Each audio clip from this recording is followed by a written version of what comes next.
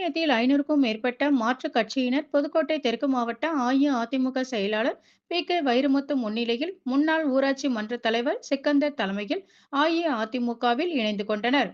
புதுக்கோட்டை மாவட்டம் திருமயம் ஒன்றிய அஇஅதிமுக கட்சி அலுவலகத்தில் திருமயம் முன்னாள் ஊராட்சி மன்ற தலைவரும் திருமயம் ஒன்றிய திமுக சிறுபான்மையினர் நல உரிமை பிரிவு அமைப்பாளருமான சிக்கந்தர் தலைமையில் திமுக உள்ளிட்ட சுமார் 500க்கும் மேற்பட்டோர், புதுக்கோட்டை தெற்கு மாவட்ட அஇஅதிமுக செயலாளரும் திருமயம் சட்டமன்ற தொகுதி அஇஅதிமுக வேட்பாளருமான வைரமுத்து முன்னிலையில் அஇஅதிமுகவில் இணைத்துக் கொண்டனர்.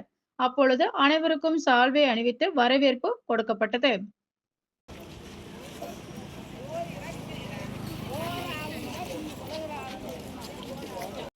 Okay sir.